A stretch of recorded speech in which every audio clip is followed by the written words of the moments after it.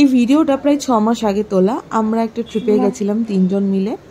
তো সেই ট্রিপে আমি ভিডিওটা তুলেছিলাম, কিন্তু ভিডিওটা পোস্ট করা হয়নি। মাঝখানে খুব বাজে কতটা টাইম গেছে আমার লাইফে। ভাবলাম যখন গ্যালারিতে আছে তাই পোস্ট করেই ফেলি। আমি এখানে কোনো ফাউন্ডেশন কিছু ইউজ করছি না, জাস্ট একটা ময়শ্চারাইজার লাগাচ্ছি। এটাও তৃষার থেকে নেওয়া। এই ময়শ্চারাইজারটা হচ্ছে মামা আর্থে টি ময়শ্চারাইজার। ওর জন্য ভীষণ ভালো কাজ করেছে, আমার জন্য খুব একটা খারাপ না, ঠিকঠাক। অ্যান্ড এটা হচ্ছে ফটো স্টেবল।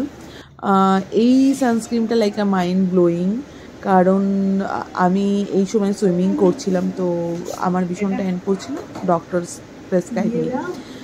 খুব ভালো একটা সানস্ক্রিন। আমি এখানে সানস্ক্রিন লাগিয়েছি, ময়শ্চারাইজার লাগিয়েছি, তার সাথে এটা সুইস বিউটির একটা নিউড শেডের লিপস্টিক ছিল, এটাকে ইউজ করেছি। আর যেহেতু রোদ ছিল ওখানে ভীষণ, সেই জন্য প্রচুর সানস্ক্রিন লাগিয়েছি বডিতেও।